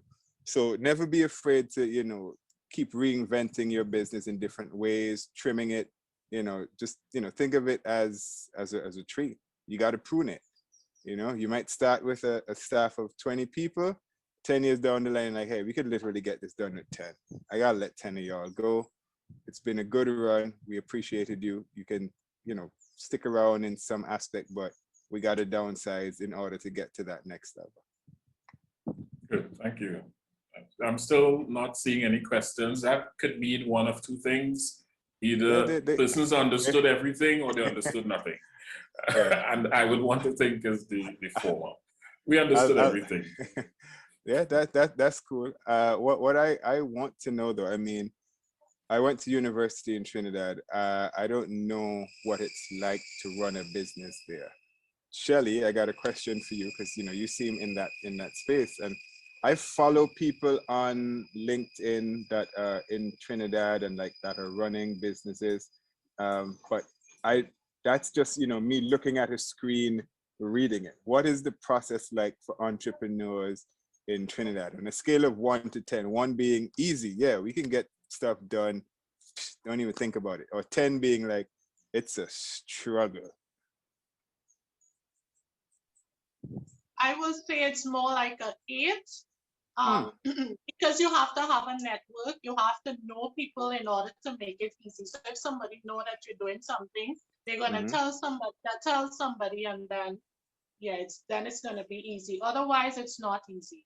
Because my clients are people that I know, and I haven't had anybody that I don't know. So yeah. Yeah, and to that I could say, I could show you a difference between Antigua and Trinidad, and Marcel can back me on this. Y'all literally have, how much people does Antigua have? Y'all literally have 10 times the size of our population, right? So we have just about 100,000 people. Y'all are 1 million plus, So I know going into business, you can't say that your prospective clients is everybody, right? That's just foolish. But having a bigger population, I think it means that there's more competition. There's as much competition as there is as much possibility in terms of customers, and I can speak from here in Antigua in terms of in the HR space. I see a lot of HR consultants like putting themselves out there as consultants. And in my mind, I'm like, people, there's not that many of us, there's not that much customers to hire to hire you as a consultant. And if a company has an HR person already in their organization working, why would they hire you as a consultant? Like, what are you going to come in and do? I already have an HR, and even to speak to the price points as well. Sometimes you see a document and you're like, what?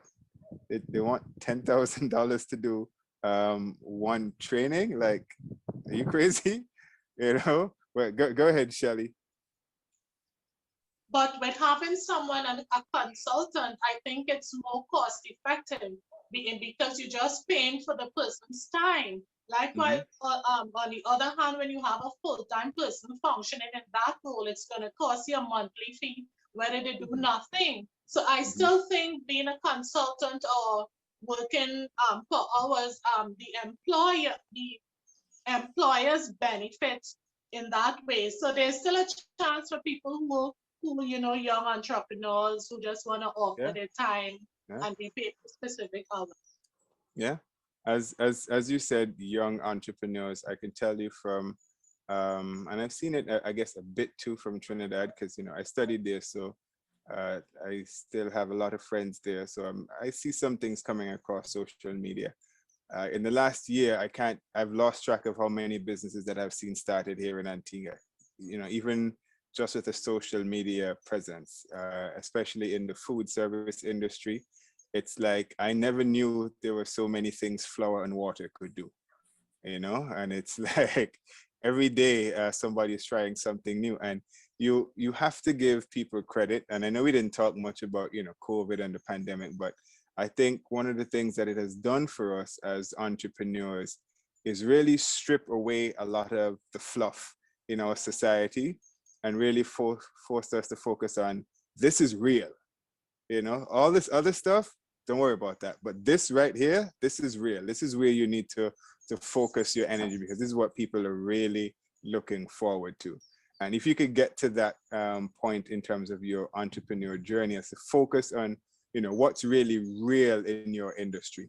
So, having a really nice headshot and having a really nice portfolio, none of that matters. What matters is you have a core of people who will pay for the product or service that you're providing, and that is able to, that cycle repeats itself, right? So you might not have a Facebook page that has 100,000 likes. That's fluff. You don't need that, right? You don't even need to be on social media if you have money coming through the door that is, funding your operation, right? But the minute that core of your organization starts falling off, then you might, need to start paying attention to some of the fluff. So Shelly might go out and, go do a couple of talks pro bono to, let people know this is really why you want to have an accountant on your team, whether it's you're outsourcing to them, whether it's for the end of the year when you have to do financials for board meetings or whatever the case is. This is why you need to have, you might go out just to drum up some interest, so you can again get back to the core of, this is where I really make my money, right? I don't make my money from Facebook likes. I make my money from people saying, hey, I need some accounting done. Our financial year end is September 30th. And I'm calling you now in April because I want to retain your services so that by the time we hit June, July, I know that I can count on you to get me my documents by September. That's real. Everything else, is just fluff. Okay, Mr. Mayo, we really have, we really want to say thank you. I know the persons that are here really benefited from what you have shared with us. And because the time is up, we have to stop. Yeah, that's cool.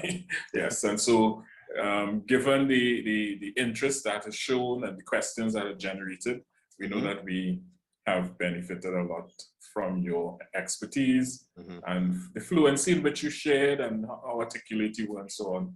I imagine folks understood everything that you would have said. Yeah. So thank you again, And Mr. Meal. I promised to share what I wrote on my notepad. Yes, I was about to remind you of that.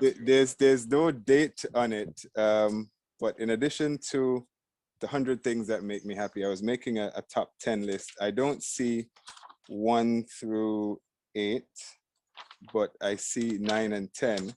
And I wrote, what upsets me the most about the world, people who revel in their ignorance and don't want to change, make it better. Well, what upsets me most about the world? That's the question. And my answer was people who revel in their ignorance and don't want to change, right? Make it better by educating them. I would feel great if I was doing the educating. Again, I don't know how long ago I wrote this, but I wrote it, and I found this today, and I know that the persons who are on this call are not people who are reveling in their ignorance, but they're seeking information, they're seeking insight, and not that they're seeking enlightenment. For me, I don't have it. I'm on the same journey as other persons are, and we're all here. The PowerPoint, I will send it to Larissa by the end of today, and she can get it out to you. I'm not sure if there is an email address situation or what, but here, if you, Larissa, are you there?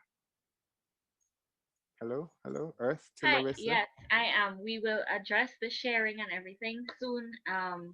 So just give us a little couple minutes, guys, and we will let you guys know how you will be able to access all of the presentations soon. All right, great. I'm done. Thank you again, Mr. Meal. We want to hand over welcome. now to Larissa and Justin. They will bring the curtains down on this series, Be Your Own Boss. And I know that the effort that was put into this and the interest shown, we can look forward to even more training programs such as this coming out of Tacuma. So it's over to you, Larissa and Justin.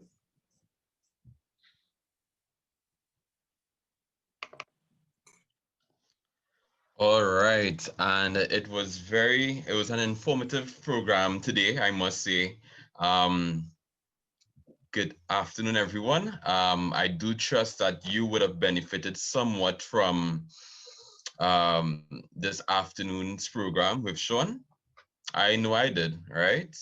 So it has been a great series, and as Brother Roland shared, we have come to the end, and sad to say, all good things must come to an end, but we have some surprises for you, so you stay in tuned, right? So we would have started earlier on with the earliest program or series being the legal structure, and then we'd have gone to the registration of the business, delving into the insurance and financing, accounting, sales and marketing, branding, and last but not least, we had the executive development with our dear brother Sean there. So I'm sure that your paradigm would have been shifted, new perspectives would have been gained, new insights would have been gained. Hopefully you networked during this time here. But one thing that stood with me and that I would like to share, we would have started initially with me saying, draw a box and put the word what outside of the box. You could unmute your mics, you could put on your cameras, but what would that would have been? Thinking. Yeah. Thinking. All right, thinking. And Sean would have shared that as well, and you'd have seen that theme, that thread throughout this entire series, that we encouraged you to think outside of the box, especially during these COVID times, right? So of course, those creative juices would have to be flowing to bring forth fruit to these new and brand and glorious ideas. One other thing that stood out to me, that would have been your mentality. Your mentality has to shift. Johan would have shared it earlier on, Johan Small, and he would have shared that in terms of starting off a business, he knew that he had to save a certain amount of money to start off that business. So in terms of his spending would have to be cut or suited differently. And sometimes we like to spend. Let's say you had a bad day at the office or a horrible day at school. You like to share, you like to spend that money just for comfort, right? But he would have purpose in his heart. He would have set forth on his journey that he's going to save X amount so he could facilitate, so he could start that business. So it all comes back to that mentality that one must have in terms of starting off a business. All right. So I know Larissa also has some things that she wants to share as we're going through this together. But very quickly before Larissa comes on, just share with us, unmute your mics, share with us quickly what you would have learned throughout this whole series. Some of these things I would have gone through the list of the list there. That would be the legal structure, registration for business, branding. What you would have learned through this whole thing here.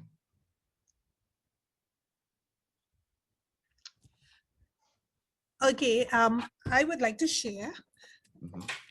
You hearing me clearly?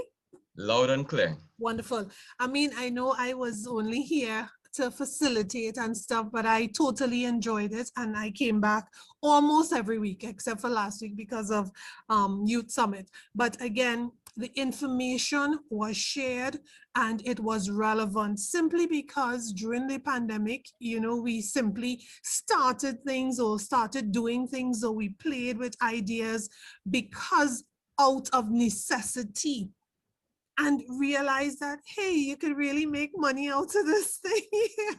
So the guidelines came for structure, information, moving forward and everything. And it's a great idea. And I hope that as a group here, we would be able to share our ideas with each other and see if we can be a support for each other as we continue to further develop our think outside the box ideas. Right. I like that S word you use there, support, be a brother's keeper, even in business. You want to support one another. Shelly, I see your hands up. Hi, yes. What resonated with me for this series is getting your business registered, because I would hate to know that I came up with a name and a logo only to have somebody else take it because I did not register my business. So that is what stood out to me, and I'm getting my business registered sooner rather than later. All right. That's good stuff there, Shelly. Anyone else wants to share before I hand you over to Larissa? Let me share. I lost the benefit of the other presentations because of other meetings that I would have been at the same time on a Sunday. But today, I must say that I regret not being here. I know it would be shared, and as a matter of fact, I had absolutely no entrepreneurial outlook. I'm not thinking about starting a business, but after today, I think I will. And so I look forward to the support from the other presentations from this. And I want to say it's back in the 90s, there used to be an Adventist business network. And because of the coup, when the coup hit, I don't know how many of you remember, that particular business network kind of died and was destroyed actually in some of the looting and so on. If you know Boxhill Charles, he was very instrumental in that. So I think coming out of this, we can create to start a Tacuma business network where we can benefit from the experience of the older business people and a support for the younger ones who are thinking of entering this entrepreneurial field. So good job, and y'all would hear me very soon advertising my business. Very good, brother. If I might say, sorry, I'm really not a person who likes to speak too much in public, but I think it would be really ungrateful for me to just soak up all this and not say a personal thank you. I was just browsing on Facebook some weeks ago when I saw this BYOB and I was like, what's this? And then I realized, look, God just placed everything in my lap because this is probably what I needed. I was so very doubtful. Well, still maybe a little bit, but not as much. I feel as if I have swords and shields now to go into battle with myself and with my plans. And I just want to say thank you very, very much. I mean, I'm not in Trinidad, so this is just a testament of how many people you can reach just because you want to do something good. And it may seem as if, okay, let's just do this to help people, but you really don't know how impactful your plans as a group of young people may be, or how far reaching it could be. So I wish you all of God's blessings. And I want to say thank you very, very much for helping me to realize that it is possible. Even if it doesn't happen now, it is possible. I wish that all my friends and all my people here could have joined me with this. So I just want to say thank you so, so much. Thanks a All right, lot, Marcel. Marcel. Thank you. We're so happy that we could have assisted and helped you in any way that we could have. We're so glad that you're joining us all the way from Antigua. Am I right? Yes, Antigua. Antigua. All right. So we're really glad that we were able to step in and help you out in this way. We really look forward to your floral business. I think you were going in that direction. Yeah, Um, yeah. I do not live in Antigua, but I know people in Antigua, so I just may have to send them some floral arrangements. Really excited to support That'd be lovely. support your Thanks. business. All right, and she thanked us, but we would really, really, really like to thank you guys, the participants, for joining us every single week. Most of the people here have been with us for at least 3 or 4 of the sessions, and we are so grateful that you took some time out from your Sunday afternoons to spend with us. We really hope and pray that, like Marcel, you guys really, really benefited from each of the presentations. We did put some time and effort into it, hoping to get the best out of it so that we could give you guys the best. And so I'm really glad to hear that it was beneficial to at least one person. That's fine by me, right? In addition, we would like to thank all of our various hosts. We had Miss Judith McLeod James for the first session. She was really charming with you guys and smooth, and she started us off so well. We're so thankful, and she is here as well. So we would like to thank Miss Judith McLeod James. Uh, we have our other hosts, Miss Renee Ferguson, Miss Leslie Marie Arthur, and of course our host today, Mr. Roland Silly. They all did such a great job facilitating questions and comments and all these things. We are so grateful that they could have given us their time as well on the Sundays. We also want to thank all of our presenters. We have quite a list here. They really came in and shared their wealth of knowledge with us on the various topics. They were very open, they were very um, willing to answer any questions. They sent out their email addresses and their numbers so that you guys can contact them if necessary. So feel free, they sent it. So feel free to contact them with any other questions or concerns. If you just want some sounding boards or any kind of business advice, feel free to contact them. So we have our presenters, Miss Vanilla Francis, Mr. Samuel George, Mr. Kristen Lewis with a feature by Mr. Johan Small. We had Miss Shelley Fullerton, our very own. We had, sorry, Mr. Denzel Edwards, Mr. Curtis Henry, as well as Miss Charlie and Sincere, and of course today, the wonderful Mr. Sean Mail. We are so grateful for them. This was done by them, as Sean said, pro bono, out of the goodness of their hearts. They came in with all that they know, all that they have in their vast experience, and they shared so willingly with us, and we are forever grateful to them for what they have given us, what they have blessed us with and shared with us.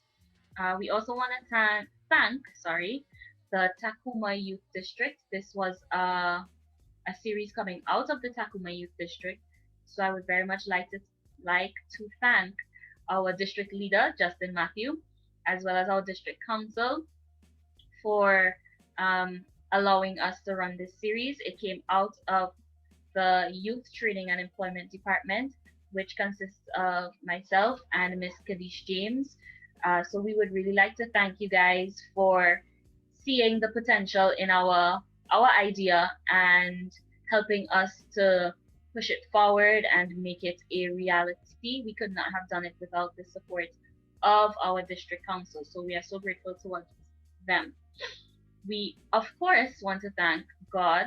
Of course, He gave us the creativity, He gave us the ability to learn and grow and experience so that we could put this, He put this thought into our head so that we could roll it out and bring it here for you guys. So we definitely want to thank God, and we hope that He blesses all of the future businesses that would come out of this series, all the ones that are currently existing. We hope that you guys would flourish immensely from what was done here over the past couple of weeks. Um, Many of you have been asking about the presentations being shared. I think Shelly shared in the chat.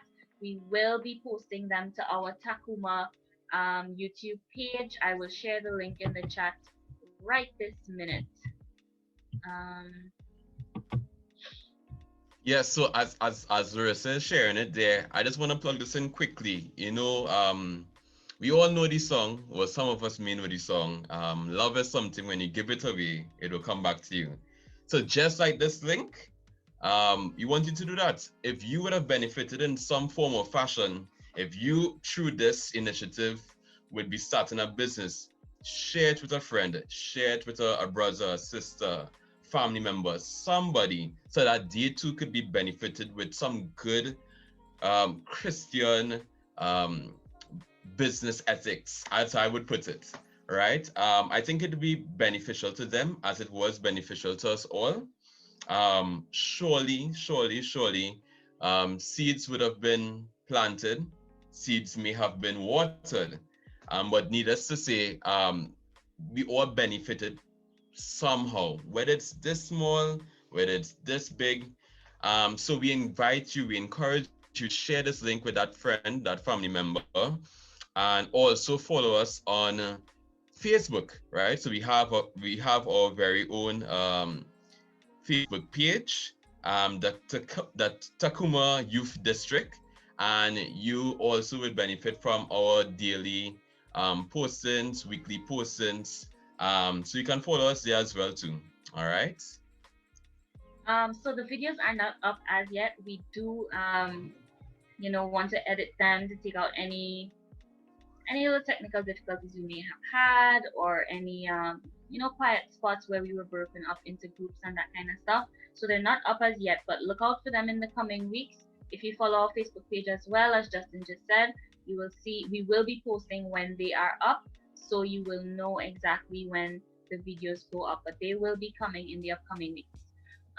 We also have a survey that we would like you guys to fill out for us. We would be really, really grateful if you would give us some feedback via this survey. I just posted the link in the chat. So whenever you have some free time, feel free to fill it out for us and send us back your responses so that we could just take some inventory. And also we have a field to collect your email addresses, because we do plan to send you guys participation certificates. Just as you asked and we deliver. So fill out the form so you can receive your participation certificate. We did mention that you would have had to attend at least 75% of the sessions to receive the participation certificate. So again, look out for the videos and your certificate in the upcoming weeks. we do have a couple announcements for you guys. So Justin will give us those announcements. I'm going to share my screen so that you can see all of the flyers. Um, give me 2 seconds. Let me share.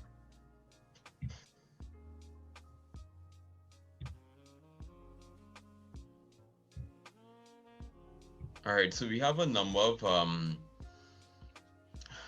well, yes, we have a number of events coming up within our district.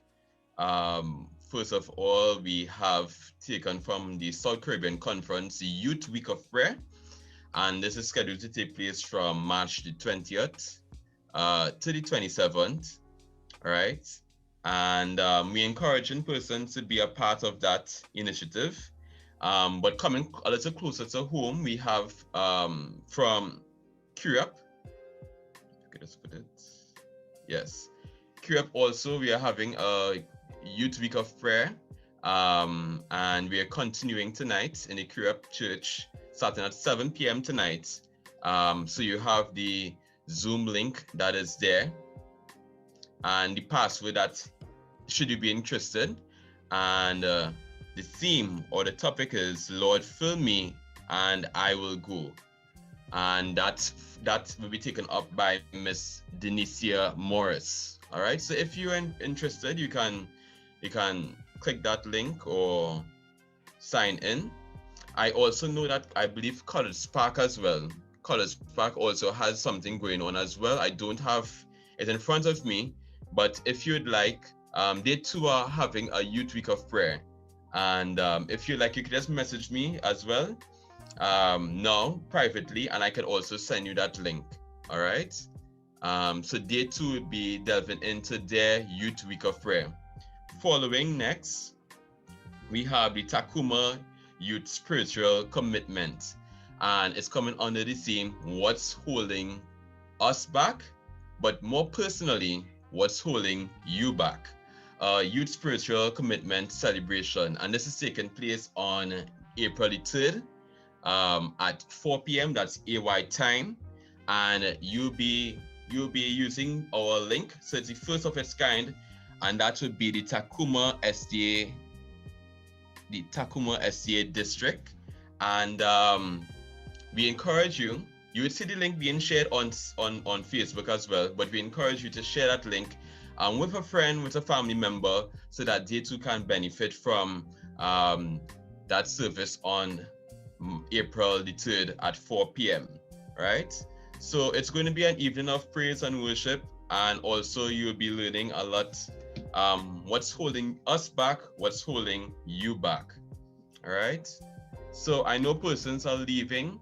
So before we leave, I'm just going to invite Brother Roland to just give us a word of prayer as we close off this series for now, right?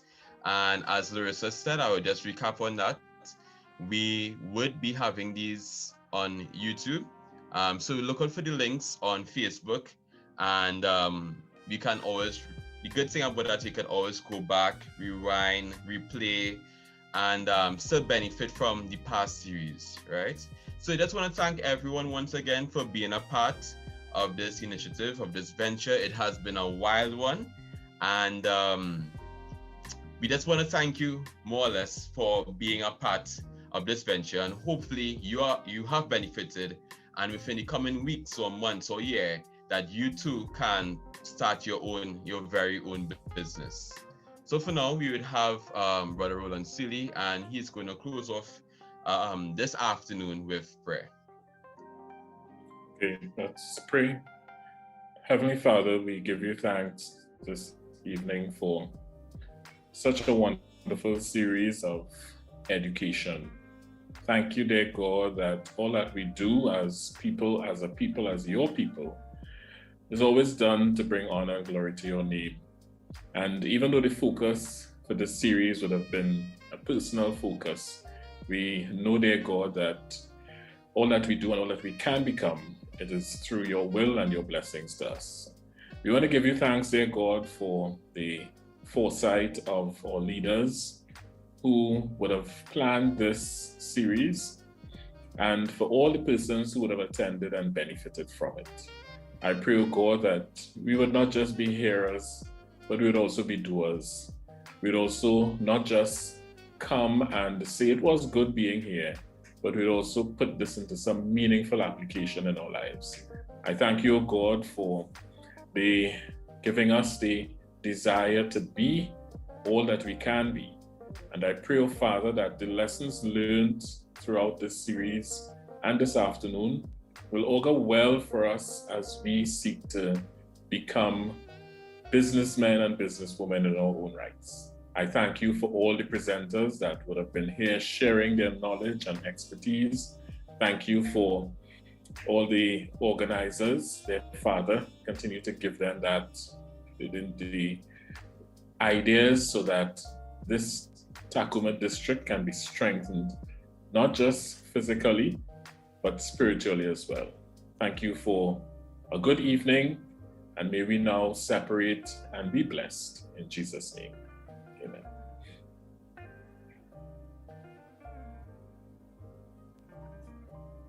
Okay, thank you all again. Have a blessed evening and a productive week up ahead. Bye, everyone. Bye.